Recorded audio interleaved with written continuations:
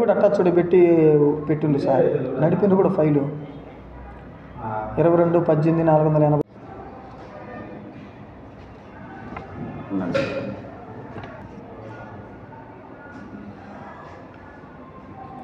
Remaining qualified teachers, Mangalagiri, Kaza, రాజధాని ప్రాంతం. నా పేరు విశ్వరూపాచార్య అండి. మాది గత 23 సంవత్సరాల నుంచి నలుగుతున్న ఒక సబ్జెక్టు. ఇది గత ప్రభుత్వంలో కొంత వరకు వచ్చింది. అది అక్కడ అర్థం లేని కనీస జ్ఞానం లేని ఆఫీసర్లు తప్పిదానికి మా 98 క్వాలిఫైడ్స్ బలైపోయారు. ఆర్డర్ ఆఫ్ మెరిట్ అన్నారు. అది కేవలం ఓసీలకే అది లభ్యమైంది, వాళ్ళకి లాభంగా వచ్చింది. అయితే మిగతా బీసీలు, ఎస్సీలు, మైనార్టీలు, ఓసీ మహిళలు, వికలాంగులు నష్టపోవడం జరిగింది. ఇది 27 నెంబర్ జీవోని పెట్టి ఇచ్చారు. అయితే లోకేష్ గారు కూడా ఎలక్షన్ ముందు హామీ ఇవ్వడం జరిగింది, చూద్దామని అన్నారు. ఇప్పుడు మరి వీళ్ళందరికీ వయసు అయిపోతుంది. మరి లోకేష్ గారు కానీ అంతకుముందు నిమ్మల రామానాయుడు గారు అని ఇప్పుడు ఆయన మంత్రి గారు, ఆయన కూడా ప్రతిపక్షంలో ఉన్నప్పుడు గట్టిగా అడిగారు, చాలా అడిగారు. రికార్డింగ్లు ఉన్నాయి, రికార్డింగ్లో ఇచ్చారు. పాపం 98 క్వాలిఫైడ్స్ న్యాయం చేయమని అడిగారు. మరి ప్రభుత్వంలోకి వచ్చిన తర్వాత ఎంతసేపు చేయాలి చెప్పొచ్చు కదా, ఆయనకు తెలిసిన సబ్జెక్టే కదా. అలానే ఇప్పుడు లోకేష్ గారు విద్యామంత్రి వర్యులు, ఆయన కూడా మా వాళ్ళందరూ కలిసారు. నేను బక్రీద్ రోజున నవాజ్ చేసుకున్న తర్వాత మేమందరం కలిసాం. సార్ మా అమ్మ మాది మీ దృష్టిలోనే ఉంది అన్నారు. అయితే ఒక చిన్న విషయం గమనించాలి. లోకేష్ గారు మనకు పేపర్లో సభాముఖంగా ఏమి ఇచ్చారు, నాకు మెసేజ్ పంపితే నేను 15 నిమిషాల్లో స్పందిస్తా ఉన్నారు. మాకు 1500 మెసేజ్లు పోయినాయి. మరి 15 నిమిషాలు స్పందించలేదు ఏంది అంటే కేవలం పేపర్లకేనా ఇది స్పందించడం అనే పదం? అది నిజంగా వర్తించదా? మరి జనంలోకి, పబ్లిక్లోకి ఏ విధంగా పోద్ది మెసేజ్? నెగిటివ్గా పోదా? అలా ఉంటే అట్లా చేయకుండా పేపర్లకే పరిమితం కాకుండా చేతలు చూపిస్తారని లోకేష్ గారికి మరొకసారి విన్నవించుకుంటూ నేను 98 క్వాలిఫైడ్ తరఫున వేడుకుంటున్నాను.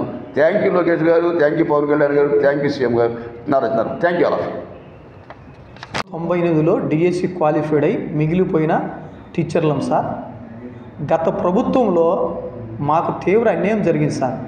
ఆ అన్యాయానికే ఈరోజు వారు ఆ విధంగా ఓడిపోవడం కూడా జరిగింది సార్. ఎందుకంటే బడుగు బలహీన వర్గాలకు చాలా అన్యాయం చేశారు సార్. ఒక ఆర్డర్ ఆఫ్ మెరిట్ అని ఇచ్చి ఒకే వర్గానికి వారికే వచ్చినాయి సార్. ఇక్కడ బడుగు బలహీన వర్గ రోస్టర్ విధానం ఇవ్వని దానా అంటే రోస్టర్ పాటించిన దానా ఎస్సీ, బీసీ, మైనార్టీ, వికలాంగులు, ఓసీ మహిళలు మిగిలిపోయారు సార్.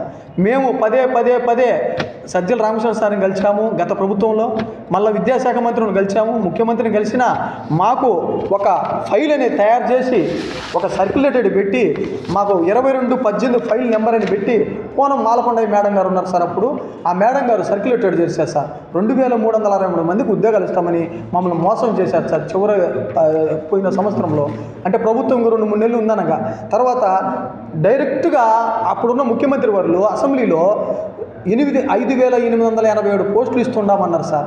కేవలం ఇచ్చింది 4,072 మందికే. ఆ 4,072 మందికి కూడా ఒకే వర్గానికి ఇచ్చారు సార్. ఆర్డర్ ఆఫ్ మెరిట్ ఇచ్చారు సార్. అందువల్ల మేము రోస్టర్ విధానం లేదన్నా మేమందరూ కూడా బడుగు బలిగిన ఉద్యోగాలు రాక మిగిలిపోయాం సార్. చాలా పేదవాళ్ళం సార్. మేము పదే తిరిగితే మీకు ఉద్యోగాలు ఇస్తామని ఒక స్టేటస్లు పెట్టి అన్నీ చూపించి చిట్ట చివరిగా ఇందులో ముఖ్య పాత్రుడు విద్యాశాఖ మంత్రి వాళ్ళు బొత్స సత్యనారాయణ కీచుకోడు సార్. ఆ సార్ గారు మేము పోయి ఎన్నిసార్లు కలిసినా మీకు ఏంది ఇచ్చేది, మేము ఆర్డర్ ఆఫ్ మెరిట్ ఇచ్చాం, ఎంటీఎస్ అంటే ఆర్డర్ ఆఫ్ మెరిట్.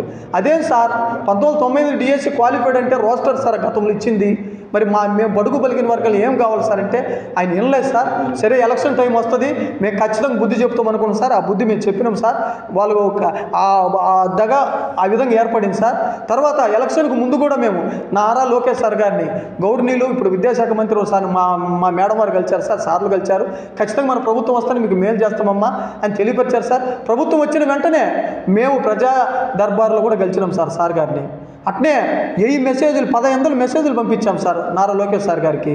తర్వాత మేము సెక్రటరీకి వెళ్ళి నేరుగా గెలిచాం సార్. సార్ గారు ఏమంటున్నారంటే సార్ మా దృష్టిలో ఉందమ్మా, మీకు చూస్తామని భరోసా ఇచ్చారు సార్.